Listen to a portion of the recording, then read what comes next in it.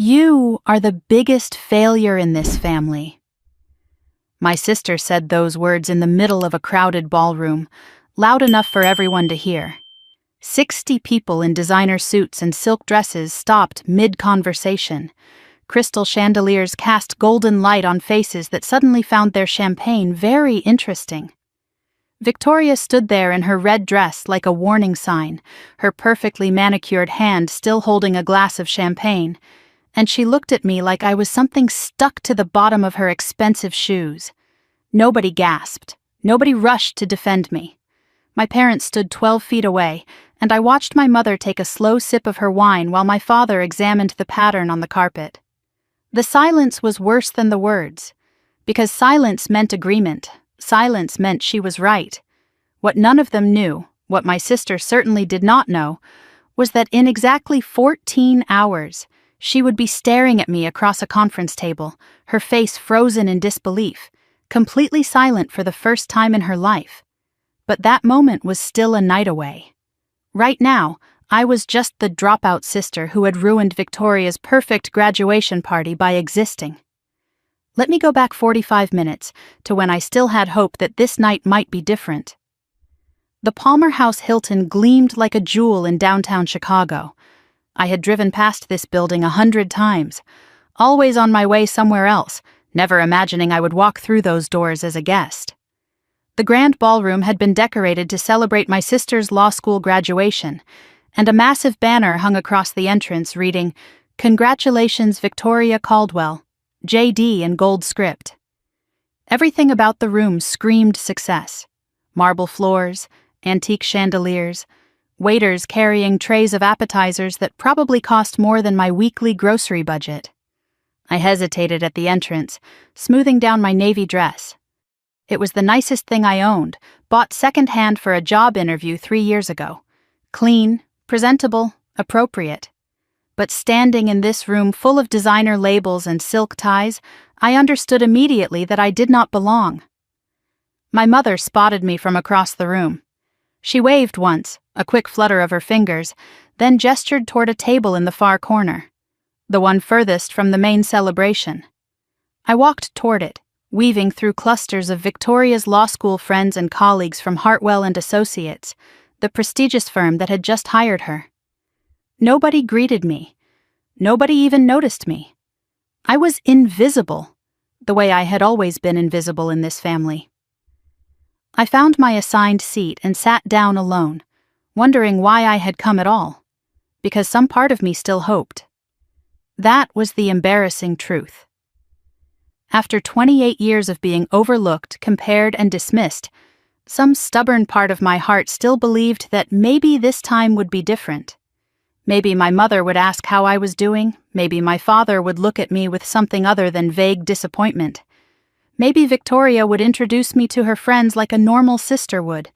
I was still that 7-year-old girl sitting at the kitchen table waiting for someone to notice my report card. Victoria held court at the center of the room, surrounded by admirers. She laughed at someone's joke, throwing her head back in that practiced way she had perfected in high school.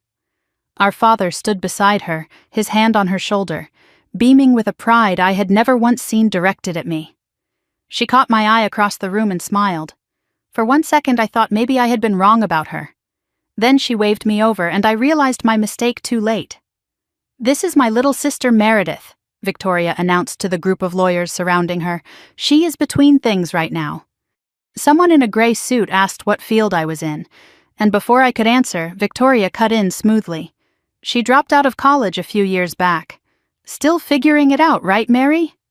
The lawyers nodded politely, already losing interest. I stood there with my cheap dress and my invisible life, feeling the familiar weight of being reduced to a footnote in my sister's story. My mother found me near the dessert table 20 minutes later. She pulled me aside with that expression she always wore when I had disappointed her, which was most of the time. "Could you not have worn something nicer?" she whispered. "Victoria's colleagues are here, important people. I told her this was nice." She looked at my dress the way you might look at a stain on white carpet. "It is adequate," she said, "like everything else you do." Then she launched into a recitation of Victoria's achievements. Law review, top of her class. Recruited by the best firm in Chicago. She spoke about my sister like she was describing a miracle. When she mentioned that Nana Rose would be so proud, something twisted in my chest. Nana Rose was the only person who had ever believed in me, and she had been gone for 2 years now. I opened my mouth to say something, anything, but my mother had already spotted someone more important to talk to. I was making my way toward the exit when Victoria intercepted me. Her smile was gone. In its place was the cold irritation she reserved for problems that needed to be solved. "You need to leave," she said quietly. I asked her why. She gestured at my dress, my face, my existence. "You are making me look bad in front of my lawyer friends. Look at you. You do not belong here." I told her I was her sister. She laughed, but there was no warmth in it. "You are an embarrassment," she said. "A college dropout who does what exactly? Plays on computers?" I did not answer. What could I say? That the computers she mocked had built something she could not imagine? That the dropout sister had created an empire while she was memorizing case law? I had kept my success secret for 5 years. I was not about to reveal it now, in the middle of her party, just to win an argument. But Victoria was not finished. She stepped closer, her voice rising just enough for the nearby guests to hear. "You are the biggest failure in this family," she announced. "The only reason you are here is because Mom felt guilty. Do everyone a favor and leave." Silence rippled outward. I saw Margaret Hartwell, the senior partner, watching from a nearby table with an expression I could not read. My parents stood frozen, drinks in hand, not moving to defend me. 28 years of evidence confirmed in a single moment. I did not cry, I did not argue, I simply turned and walked toward the exit, each step feeling like a mile. Behind me, Victoria was already laughing with her friends, the moment forgotten. I was almost to the door when I heard Margaret Hartwell say something to her colleague. I could not make out the words, but I saw her glance at Victoria with something that looked almost like disapproval. I made it to the hallway before I stopped, leaning against the wall to catch my breath. My phone buzzed in my purse, a notification from my executive assistant. The Hartwell team confirmed for tomorrow at 10 a.m. Margaret Hartwell leading personally. I stared at the message for a long time. Victoria's huge client meeting, the one she had been bragging about all night, was with my company. Tomorrow morning, she would walk into my conference room expecting to impress some mysterious CEO. She would find me instead. I could have sent my COO. I could have stayed hidden the way I had for 5 years. But something had shifted inside me. Nana Rose's voice echoed in my memory. Success is the sweetest when they least expect it. I texted my assistant back. "Tomorrow's meeting. I will be there personally."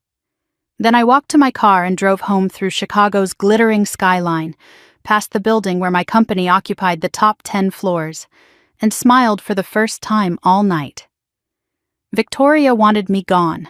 Fine, I would be gone. But tomorrow, I would be back, and she would not be able to look away. The drive home felt longer than usual. Chicago's streets glistened from an earlier rain, and the city lights reflected off wet pavement like scattered diamonds. I gripped the steering wheel of my Tesla and tried to focus on the road instead of Victoria's words echoing in my skull. The biggest failure in this family.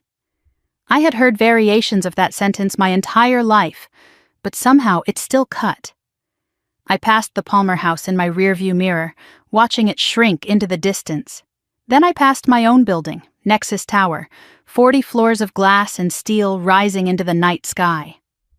The top 10 floors belonged to my company, my empire, built in silence while my family dismissed me as a dropout who played on computers. I did not stop. I kept driving toward my penthouse in River North, needing the distance between who I was and who they thought I was. I had built something that would make their heads spin, and yet one sentence from Victoria could still make me feel like I was 12 years old, standing in the doorway of our parents' house, waiting for someone to notice I existed. That was the cruelest part. Not the insult itself, but the power it still held over me. 28 years of being invisible, and I still wanted them to see me. I still hoped they might finally look in my direction and recognize something worth acknowledging. The hope was the wound that never healed.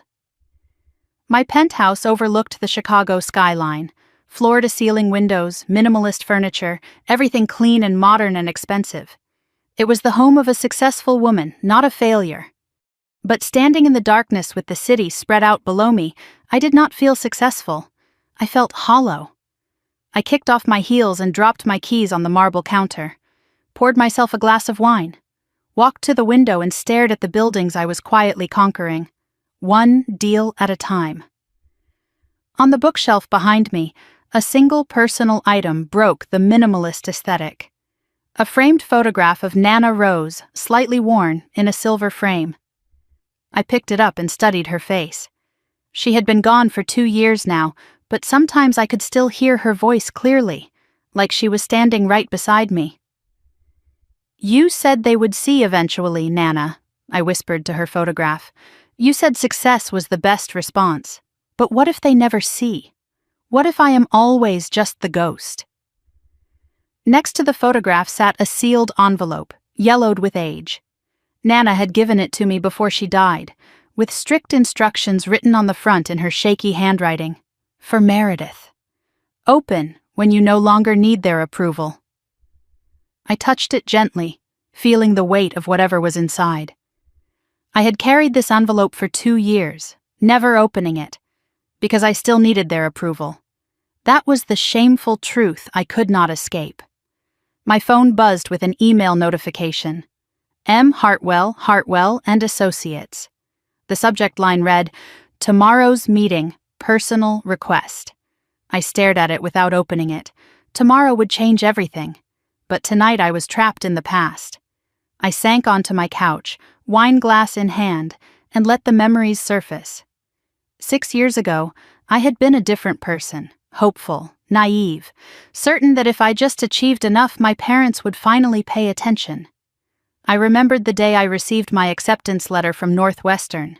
Full academic scholarship, 4 years of tuition covered. I had run into the kitchen waving the letter like a trophy, expecting celebration. My parents were at the breakfast table with Victoria, who was sorting through her own pile of college mail. "I got in," I had announced breathlessly. "Full scholarship. They are covering everything." My mother barely looked up. "That is nice, dear," she said. Then she turned to my father. "Thomas, Victoria has something to tell us." Victoria smirked and held up her own letter. "Georgetown Law," she announced. "Top 5 program in the country." My mother's face transformed into pure joy. "Oh, Victoria, that is wonderful. Thomas, we need to celebrate." My father beamed with pride. "That is my girl." I stood there with my full scholarship, my free education, my ticket to a future, and nobody asked a single question about it. But Victoria's acceptance, which would cost our parents hundreds of thousands of dollars, merited a dinner at Gibson's Steakhouse. That was the moment I understood the rules. It was never about achievement. It was never about potential. It was about who mattered. Victoria mattered. I did not. The memory shifted, carrying me deeper into the past. 1 month before Nana Rose died, I sat in her small apartment surrounded by books and plants and the smell of lavender. I had just dropped out of Northwestern after 1 semester, and my parents had cut me off completely. Disgrace, my mother had called me. Embarrassment. Victoria had texted me with a single cruel sentence. "Thanks for making us look bad." Again. But Nana did not judge. She made tea, sat beside me, and listened while I explained everything. I had found something, I told her. A real opportunity, an app I had built. Investors were interested. But it meant leaving school, working 18-hour days, taking a risk that made no sense on paper. "My parents think I am throwing away my future," I said. "They think I am a failure." Nana studied me with those sharp eyes that saw everything. "Do you think you are a failure?" she asked. I hesitated. "No," I admitted. I think this could be something real. Then let them think what they want, Nana said firmly. You have something they cannot see yet, Meredith. You have always had it. She reached into her drawer and pulled out an envelope. Inside was $50,000. My savings, she explained. Your grandfather left this for me to give to whoever needed it most. That is you. I tried to refuse, but she pressed the envelope into my hands. Build your something, she said. Prove them wrong. And when you do, when you are standing at the top, remember this. Success is the sweetest when they least expect it. 3 weeks later, she was gone. I never got to show her what I built with her gift. I never got to tell her that she was the only person in my family who ever believed I would become anything. But I kept her words close, repeating them like a prayer during the hardest nights. Success is the sweetest when they least expect it. The memory of my parents' rejection still burned the sharpest. 1 week after I dropped out, they summoned me to the family home. I stood in the formal living room while they sat like a tribunal, their faces hard with disappointment. You left Northwestern, my father said flatly. A full scholarship. For what? Some internet nonsense? I tried to explain. It is not nonsense. It is a fintech platform. I have investors who believe in what I am building. My mother cut me off. Investors in what? You do not even have a degree. Victoria appeared in the doorway, smirking. I told you she would quit. She always quits. My mother nodded in agreement. Victoria worked hard for her success. She did not take shortcuts. I wanted to scream that I was working harder than Victoria had ever worked in her life, that I was building something from nothing while she was memorizing case law, but I knew they would not hear me. They had never heard me. We are done supporting this fantasy, my father announced. You are on your own. My mother added the final blow. Do not tell anyone about this. It is embarrassing enough that Victoria has to explain why her sister is whatever you are now. I deleted the voicemail my mother had left after the graduation party. Then I deleted the text from Victoria. Then I sat alone in my penthouse, surrounded by the evidence of everything I had built, and waited for midnight. My phone rang just before 12. Daniel Chen, my mentor and co-founder, checking in like he always did when he sensed something was wrong. I heard about the party, he said gently. Your assistant mentioned it was rough. I told him what happened. Victoria's public humiliation, my parents' silence, the way Margaret Hartwell had watched everything unfold.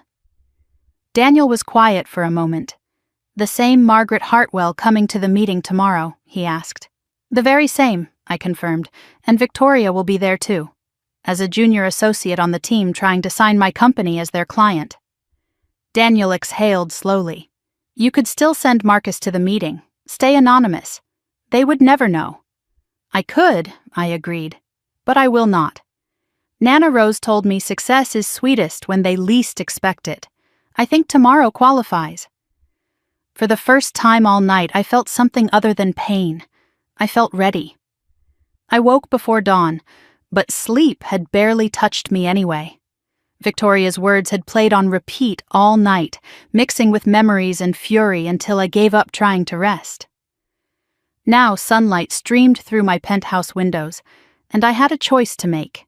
I could send my COO to the Hartwell meeting, stay hidden, remain the invisible dropout sister. Or I could walk into that conference room myself and watch my sister's world collapse around her. I chose the second option before my feet even touched the floor. My morning routine felt different today. Every action carried weight. I meditated for 10 minutes, trying to quiet the noise in my head, made coffee and scrolled through overnight market reports on my phone. Checked emails from international partners who had no idea their CEO was the black sheep of the Caldwell family. This was who I was every day, disciplined, focused, invisible by choice. But today, the invisibility would end. I stood in my walk-in closet and studied the rows of designer suits I never wore around my family.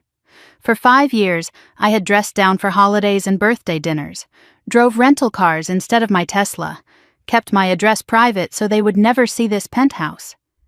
I let them see what they expected to see.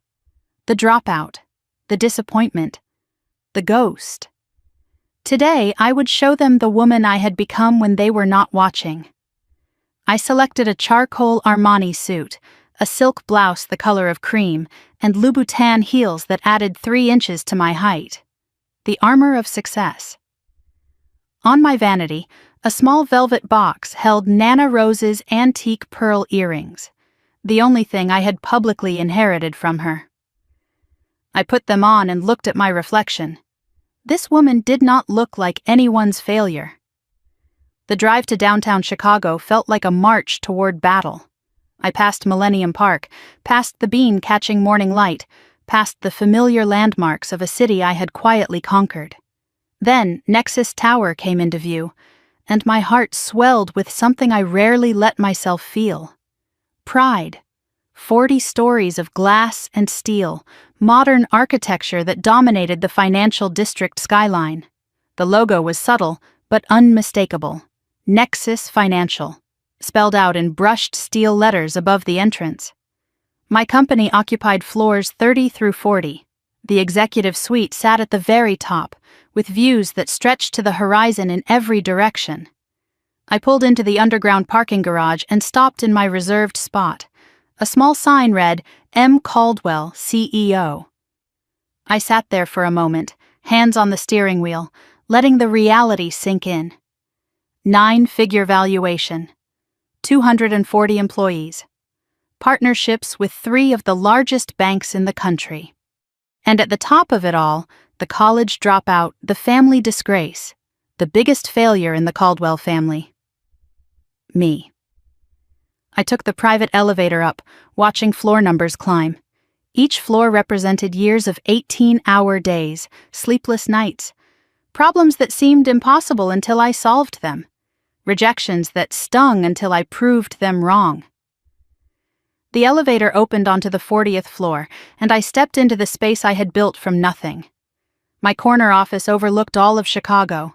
Floor-to-ceiling windows, minimalist desk with multiple monitors, fresh flowers delivered every morning because I could afford small luxuries now. One personal item sat on the bookshelf, a framed photograph of Nana Rose, identical to the one in my penthouse. I touched it gently, drawing strength from her memory. In the desk drawer, I kept her handwritten letter. Not the sealed one, but the first one she had written me years ago. I had read it 100 times during the hardest moments of building this company. You have something they cannot see yet, Meredith. You have always had it. She had given me $50,000 to start. Seed money for a dream that everyone else called foolish. I remembered my first office, a corner booth in a coffee shop where I coded for 20 hours straight. Remembered the first investor meeting where I was rejected before I finished my pitch. The 15th meeting where someone finally said yes. Year 1 brought 5 employees and our first major client. Year 2 brought Series A funding and a real office. Year 3 brought Daniel Chen, a successful tech entrepreneur who saw something in me worth betting on. He joined as co-founder and brought the expertise and connections I desperately needed. Year 4 brought Series B funding and explosive growth. Year 5 brought the 9-figure valuation and acquisition offers I turned down because I was not finished building. Through all of it, my family never knew. I kept my name out of the press. Declined interviews. Let my COO be the public face while I worked behind the scenes. Not because I was ashamed, because I wanted to prove myself without the Caldwell name, without their doubt poisoning everything I touched. I wanted to succeed in silence, so when I finally spoke, there would be nothing left to question. A knock on my office door pulled me back to the present. Daniel walked in carrying 2 cups of coffee, dressed casually in jeans and a blazer. His silver-streaked hair and calm presence always steadied me. He was the only person who knew the full story of my family, the dismissals, the favoritism, the way Victoria had spent our entire lives tearing me down. He set a coffee cup on my desk and studied my face. "You look ready for war," he said. I asked if it was that obvious. He smiled. The Armani was a giveaway. How bad was last night? I told him everything. Victoria's public humiliation, the silence of my parents, the way Margaret Hartwell had watched it all unfold with an unreadable expression. Daniel's face darkened as he listened. "She said that?" he asked. "Publicly?" "Loudly," I confirmed, proudly. "Then she told me to leave because I was making her look bad." Daniel set down his coffee with more force than necessary. "And Margaret Hartwell heard this?" "Front row seat," I said. Daniel slid a folder across my desk. "The Hartwell and Associates pitch package." I opened it and found myself staring at page 3, where the dedicated team for the Nexus account smiled confidently in professional headshots. Victoria Caldwell, Junior Associate. There she was, looking polished and perfect, completely unaware that she was pitching her own sister's company. I closed the folder and looked at Daniel. "The irony is not lost on me," I said. He nodded slowly. "She has been telling everyone she is the lead on this account. Landing Nexus would put her on partnership track. Her entire career trajectory depends on signing this client. And the client is me," I said. "The biggest failure in the family." Daniel's expression was serious. "You could still send Marcus to the meeting. Stay anonymous. They would never know. I knew he was right. I could stay hidden. Let my family continue believing I was nothing." But something had shifted inside me. I was tired of being the ghost. Tired of letting them erase me from every room I entered. My phone buzzed with a text from my mother. "Victoria is glowing this morning. Big meeting today. Could make her career. So proud of her. When will you do something with your life?" I showed Daniel the message. He read it, exhaled slowly, and looked at me with understanding. "Forget what I said about staying anonymous," he said quietly. "Make them choke on their assumptions." I put away my phone and straightened my jacket. In 90 minutes, that elevator would open. Victoria would walk into my conference room expecting to impress some mysterious CEO. She would see my name on the door, my company on the walls, my empire spread out before her. And she would understand that every cruel word, every dismissal, every time she called me a failure, she was wrong. The intercom on my desk crackled with my assistant's voice. "Ms. Caldwell, security just called. The Hartwell team has arrived in the lobby. They are on their way up." I touched Nana's pearls, feeling their warmth against my skin. Smoothed my Armani jacket. Took one last look at the city I had conquered in silence. "Send them in when they are ready," I said. And I waited for my sister to walk into a reality she never imagined. 13 minutes until Victoria arrived. I sat alone at the head of the executive conference room table, staring out at Chicago spread below me like a map of everything I had conquered in secret. The clock on the wall ticked steadily toward 10 a.m. My coffee had gone cold, but I could not bring myself to drink it anyway. Nerves hummed beneath my skin despite my outward calm. Nana's pearls felt warm against my throat, a reminder that I was not truly alone. Somewhere in the lobby 40 floors below, my sister was probably rehearsing her pitch, checking her reflection, dreaming of the partnership track this deal would put her on. She had no idea what waited for her at the top of this building. In 13 minutes, 2 versions of my life would collide. The daughter they dismissed and the CEO they needed. The ghost and the woman who owned everything they could see from this window. I had spent 5 years keeping these worlds separate. Now I was about to watch them crash into each other. My phone lit up on the conference table. "Dad." I stared at the screen, watching it ring. Once, twice, 3 times. He had not called me in months. Victoria must have mentioned the big meeting, must have filled him with pride about the career-defining opportunity ahead of her. I let the call go to voicemail. A minute later, the notification appeared. I should have deleted it without listening. I should have protected myself from whatever dismissal he had recorded. But some wounded part of me still wanted to hear my father's voice, still hoped against all evidence that he might say something kind. I pressed play and held the phone to my ear. "Meredith, it is your father." His voice was clipped, efficient, the tone he used for obligations rather than conversations. "Your mother mentioned you left Victoria's party early last night. That was disappointing. Victoria worked hard for that celebration. The least you could do was stay and support her. Anyway, she has an important meeting today. Career-defining, apparently. Try to be happy for her success, even if. He paused, and I could hear him searching for words he did not want to say. Well, just try. Call your mother back. She worries. The message ended. I sat there in the silence, letting his words sink into old wounds. Even when he called me, he was not really calling for me. Every sentence circled back to Victoria. Her party, her career, her success. I was just the disappointing footnote, the obligation he checked off his list before moving on to things that mattered. The voicemail carried me back to a memory I had tried to bury. 2 years ago, Christmas Eve. I had driven to my parents' house with gifts in my trunk and hope in my chest. I had just closed my Series B funding round. Nexus Financial was valued at 9 figures. I had decided to finally tell my family the truth about what I had built. The house smelled like pine and roast beef when I walked in. Decorations sparkled on every surface. For one moment, standing in the doorway with snow melting on my coat, I had felt like I was coming home. I gathered everyone in the living room. I have something to tell you, I announced. Something I have been waiting to share.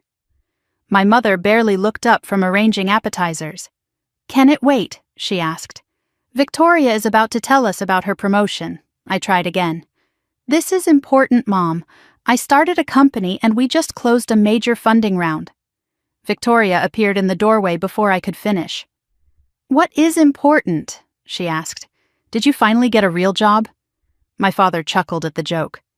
Victoria, be nice. I pushed forward, determined. Actually, I built a fintech platform. We have major investors and our valuation just hit. Victoria cut me off with theatrical concern. Oh my God, are you pregnant? Please tell me you are not pregnant. That would be so embarrassing. My mother's face tightened. Victoria, stop.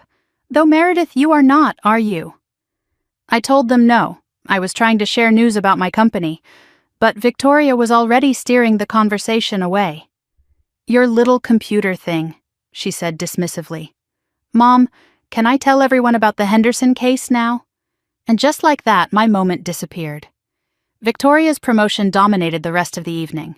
Every time I tried to speak, someone interrupted or changed the subject. By dessert, I had not finished a single sentence about myself. I cornered my mother in the kitchen while she was loading the dishwasher. I am trying to tell you something important about my life, I said quietly. She sighed without looking at me.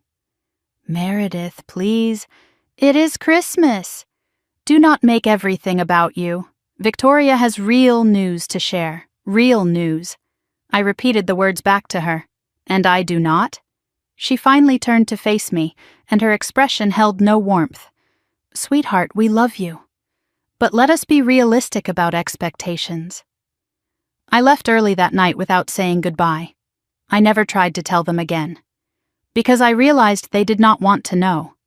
It was easier for them to believe I was a failure than to accept they might have been wrong about me.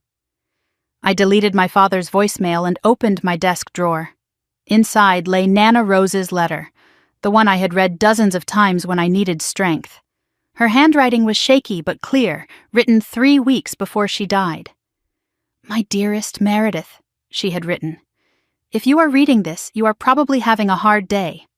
Maybe your mother said something cruel or Victoria made you feel small. I know how they are. I know what they have taken from you. But I also know what they cannot see. You have something in you, child.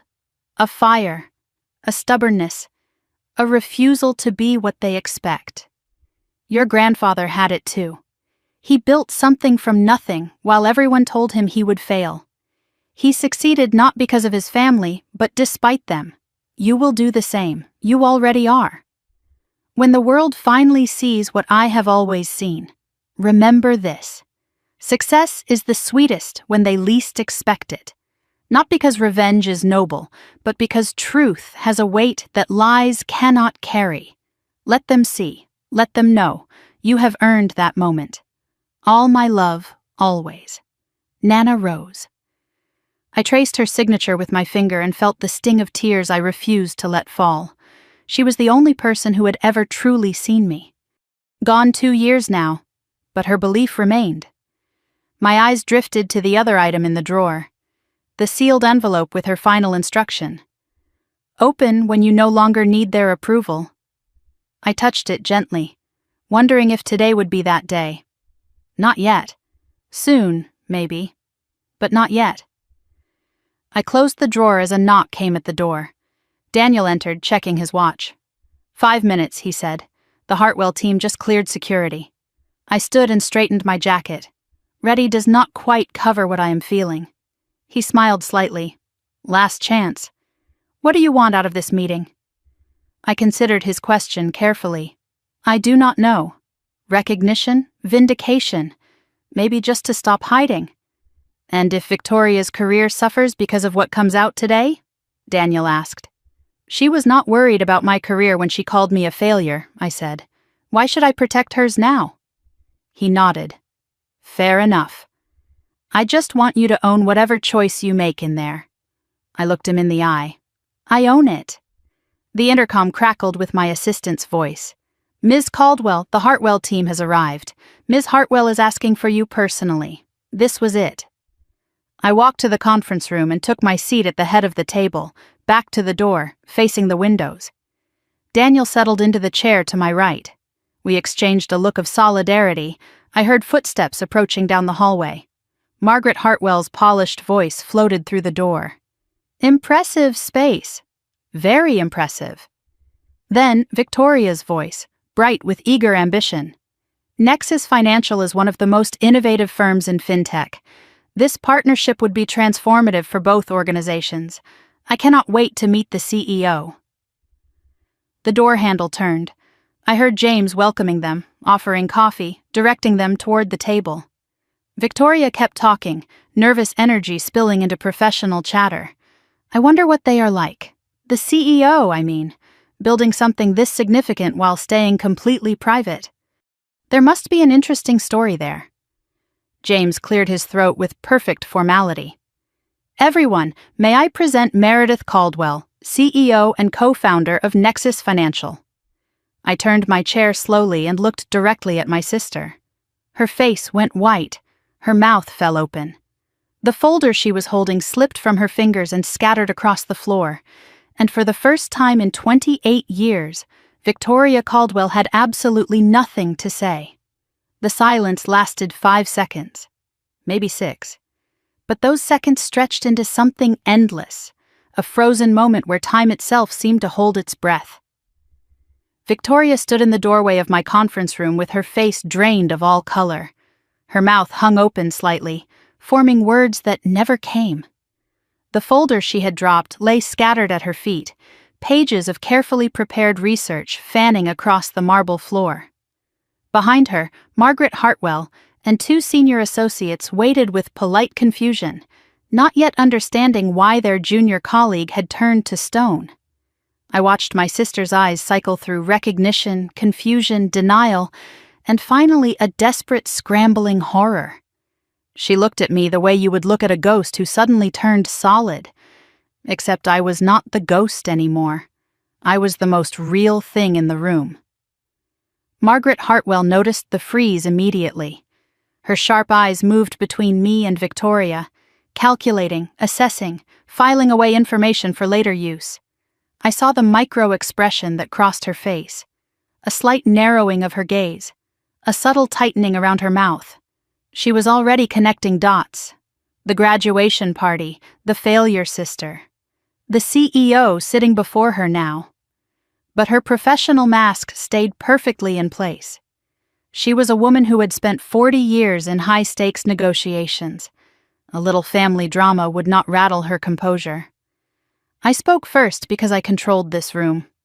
Ms. Hartwell, I said calmly, thank you for coming. Please, have a seat. My voice was steady, professional, revealing nothing of the storm inside me. Margaret recovered with impressive grace, stepping forward to shake my hand while Victoria remained frozen behind her. Ms. Caldwell, she said smoothly, the pleasure is mine. Your company's reputation precedes you. The senior associates filed in and took their seats. One of them gently touched Victoria's elbow, trying to snap her out of her trance. She flinched like she had been burned, then forced herself forward on unsteady legs. Her heels clicked unevenly against the floor as she made her way to the far end of the conference table. She chose the seat furthest from me, as if distance could protect her from the truth that had just exploded in her face. Her hands trembled visibly as she opened her notebook to a page of carefully prepared talking points. I could read the header from where I sat. Nexus CEO. Key talking points. Self-made success story. Innovative vision. Impressive growth. The irony was almost too perfect. Margaret launched into her pitch with practiced precision. Hartwell and Associates credentials, their client list, their expertise in fintech regulatory compliance. She was polished and impressive, clearly the reason her firm had reached the top of Chicago's legal world. I listened attentively, asked intelligent questions, treated this like any other business meeting. Because that was my power now. I could sit across from the sister who had humiliated me and act like none of it mattered. Victoria tried to contribute. She managed a few words about regulatory frameworks, her voice barely above a whisper. But every sentence she spoke sounded hollow, stripped of the confidence she usually wore like armor. Margaret glanced at her expectantly during a pause in the discussion. Victoria fumbled with her papers, unable to find the right page. "We have prepared extensive research on your company's needs," she finally managed. Her hands shook so badly that the pages rattled. 20 minutes into the meeting, Margaret stopped mid-sentence. Her eyes moved deliberately from me to Victoria and back again. The question hung in the air before she even spoke it. "Forgive me, Ms. Caldwell," she said carefully, "but I could not help noticing." "Do you two know each other?" The room went absolutely still. Victoria stopped breathing. I felt Daniel shift slightly beside me, ready to intervene if needed. But I did not need saving, not anymore. "She is my sister," I said calmly. The words landed like stones dropped into deep water. Ripples of shock spread across every face at the table. Margaret's professional mask finally slipped, revealing genuine surprise beneath. "Your sister," she repeated. "Yes," I confirmed. Victoria sat motionless at the end of the table, staring at her notebook like it might offer escape. Margaret turned to her with an expression I could not quite read. "You did not mention that your sister was the CEO of our most important prospective client." Victoria's voice came out strangled. "I did not know." Margaret's eyebrows rose. "You did not know your own sister was the CEO of a 9-figure company?" "It is complicated," Victoria whispered. Margaret held her gaze for a long moment. "I see," she said. Those 2 words carried enormous weight. Daniel smoothly redirected the conversation, suggesting we continue with the partnership proposal. He asked about Hartwell's international capabilities, their experience with cross-border transactions, anything to give everyone an exit from the suffocating awkwardness. Margaret accepted the lifeline and continued her presentation, but something had fundamentally shifted. Her tone toward Victoria had cooled. Her questions now seemed designed to test rather than include. I noticed her make a small note in her leather portfolio. From my angle, I could see one word underlined twice. Victoria. Something was being recorded. Something would be addressed later. Victoria attempted to recover as the meeting continued. She cited statistics she had memorized, referenced case studies she had prepared, but every word sounded desperate now, stripped of the authority she usually projected. Margaret asked her directly about her assessment of Nexus's leadership. "Strong," Victoria managed. "Visionary." "The CEO has built something remarkable." Margaret's response was ice cold. High praise from someone who did not know who the CEO was until 40 minutes ago. Victoria had no answer. I watched her shrink smaller with each passing minute. The woman who had stood in a ballroom last night declaring me the biggest failure in the family, reduced to monosyllables and trembling hands. I had not said a word about our relationship beyond confirming it. I had not attacked her or exposed her cruelty. I did not have to. The truth was doing all the work. The meeting wrapped after 45 minutes, shorter than anyone had planned. The tension had become unsustainable. Margaret rose from her chair with professional grace. "Thank you for your time, Ms. Caldwell. This has been illuminating. We will follow up with a formal proposal by end of week. I told her we would review everything carefully." She held my gaze for a moment longer than necessary. "I am sure you will." Then she turned to Victoria with an expression that promised consequences. "Victoria, a word before we leave." They stepped to the side of the room, voices low but intense. I watched Victoria's face go from white to red as Margaret spoke. She nodded repeatedly, shame radiating from every line of her body. I did not try to hear what was said. I did not need to. The Hartwell team filed out. Margaret shook my hand again at the door, firmer this time. "You have built something impressive, Ms. Caldwell. We would be honored to partner with you." The senior associates followed. Victoria was last. She stopped in the doorway and turned back to look at me. 1,000 words lived in that look. Shock, shame, fear, and something I did not expect. A desperate plea. "Mary," she whispered. I cut her off. "Not here. Not now." "Please," she said. "I need to explain." I told her she needed to leave. Her boss was waiting, her face crumpled like paper crushed in a fist. "I am sorry," she managed. I met her eyes without flinching. "Are you sorry?" I asked. "Or are you just sorry you got caught?" She had no answer. She never did when the truth came calling. Victoria left. The door closed behind her. Daniel and I sat alone in the conference room, surrounded by the wreckage of expectations. He waited until their footsteps faded before speaking. "That was harder than you expected," he said. "It was not a question."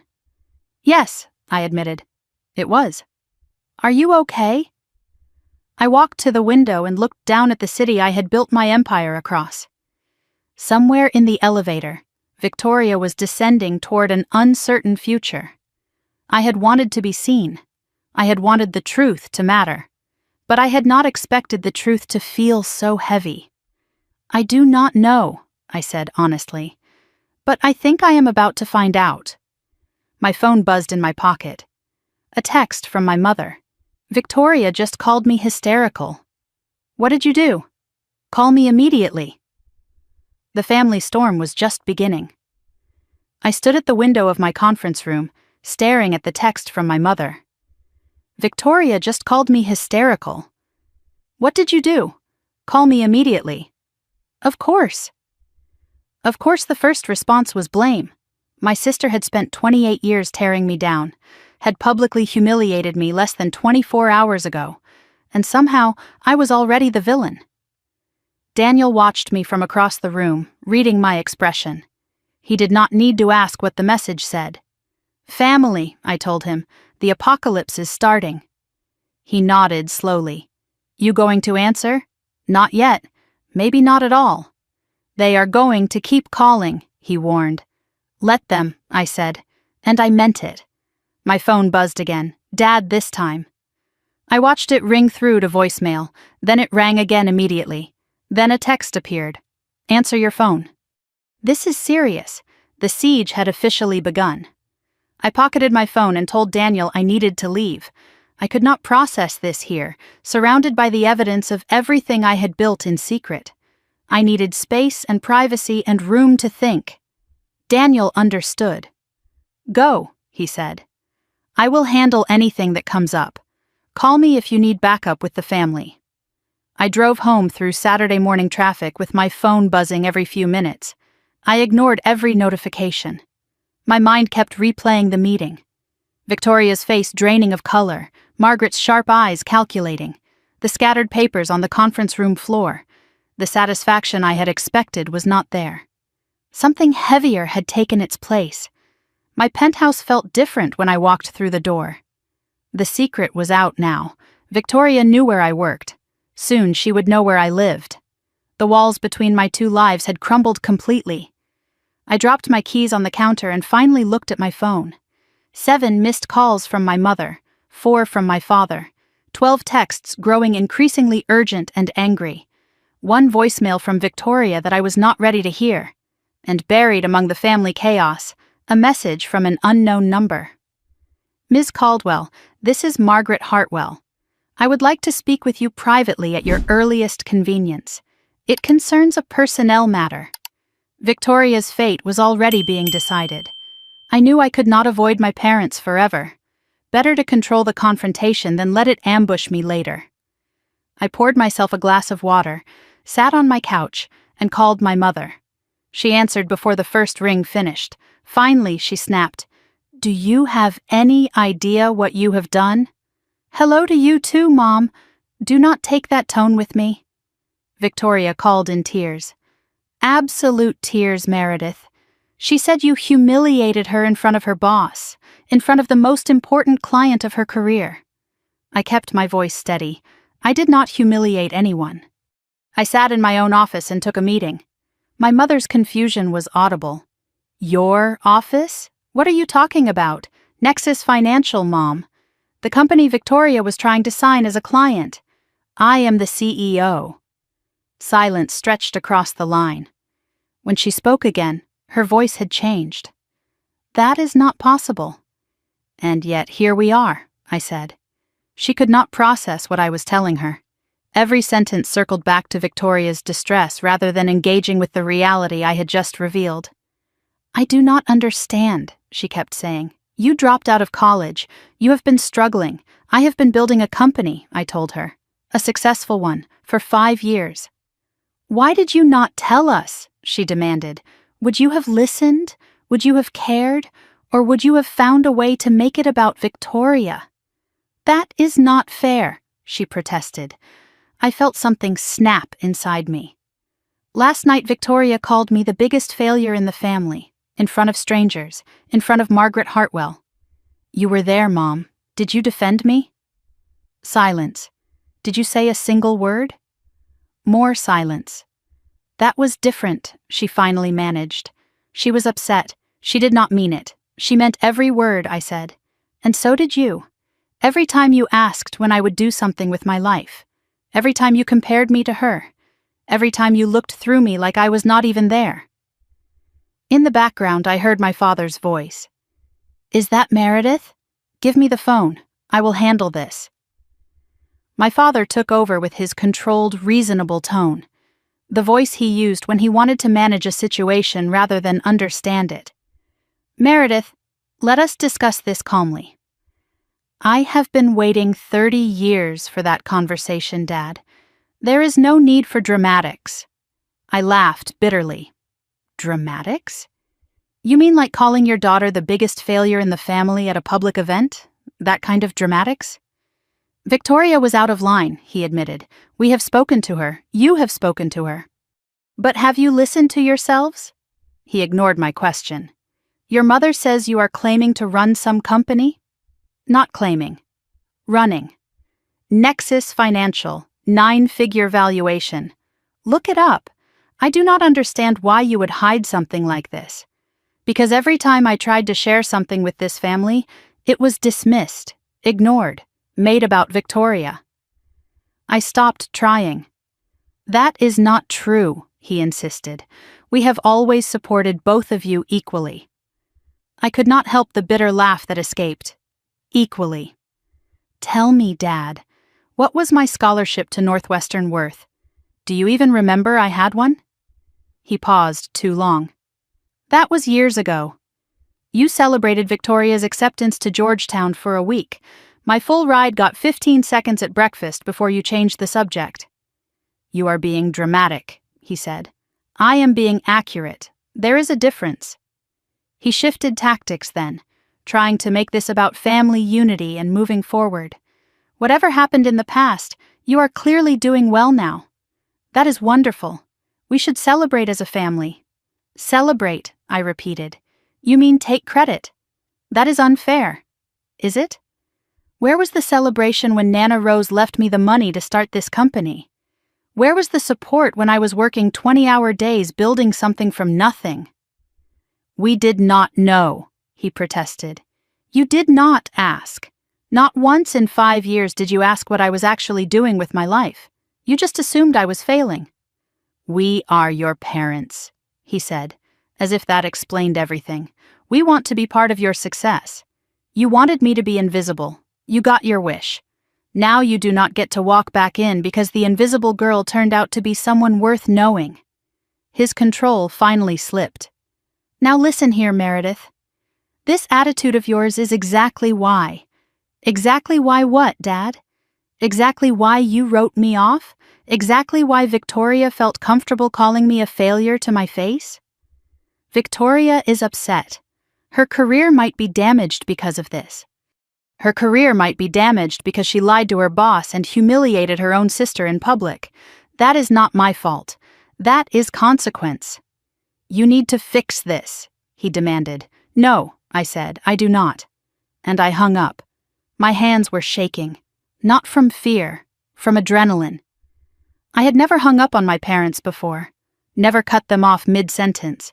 Never refused to smooth things over for Victoria's benefit. It felt terrifying and exhilarating at the same time. I finally played Victoria's voicemail. 12 minutes of tears and apologies and desperate explanations.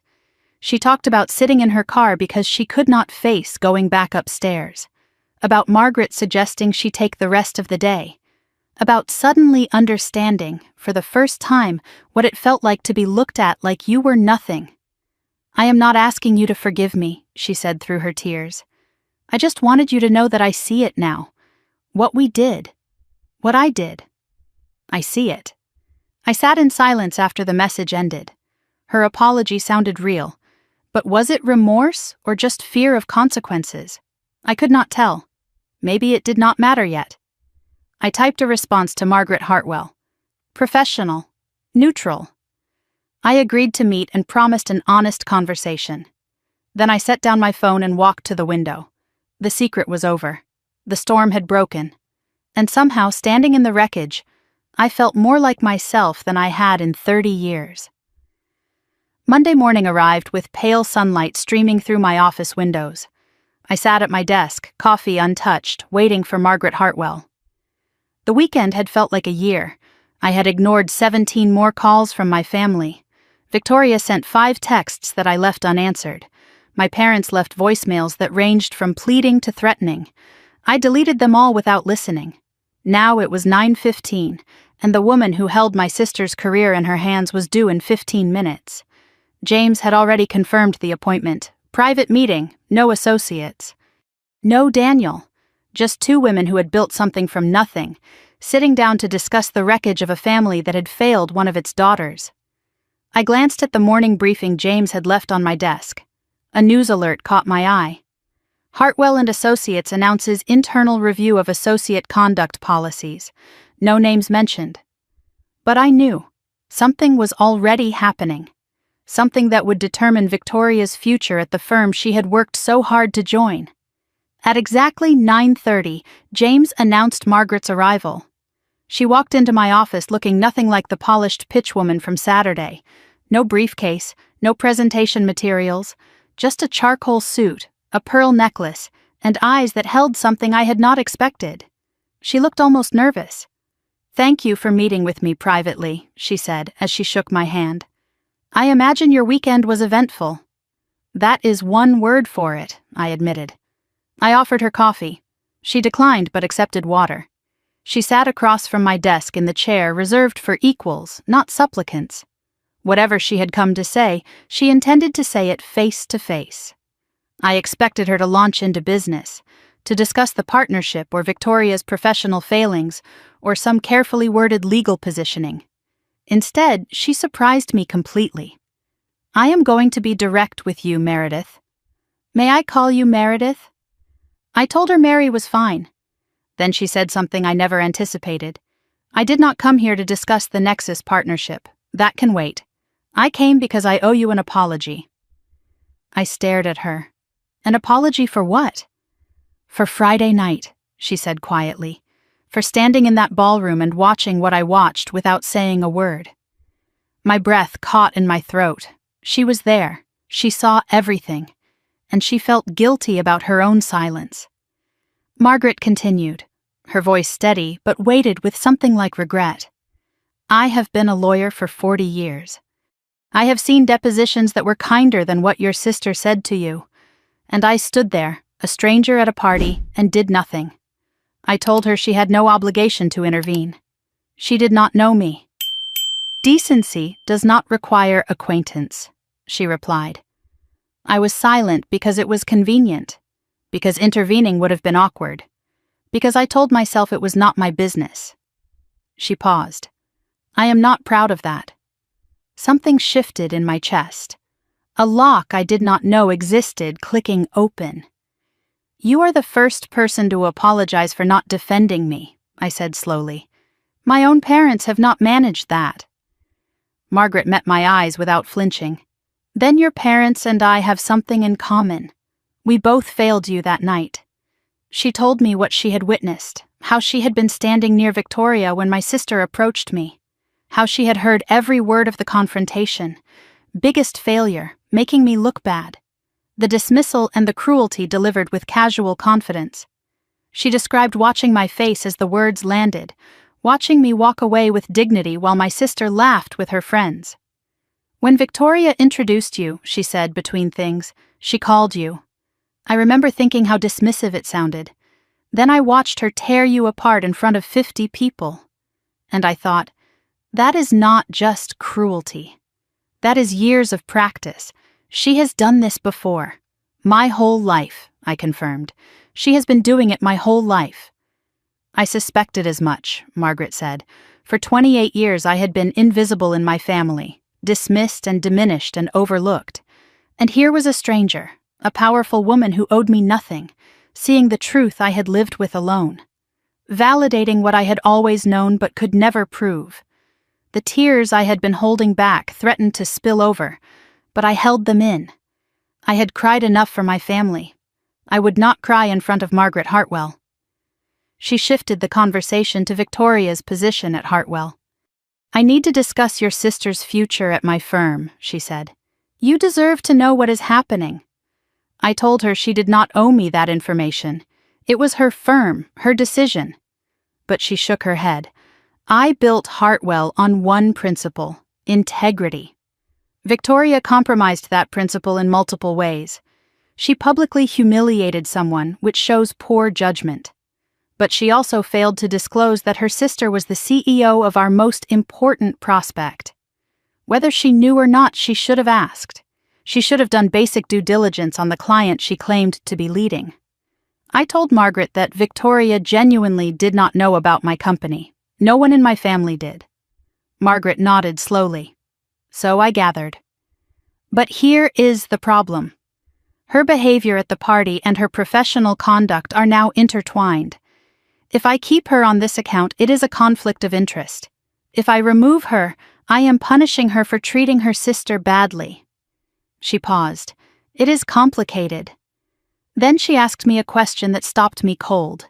I want to ask you something, and I want an honest answer. Not what you think I want to hear. Not what protects Victoria or destroys her. Just the truth.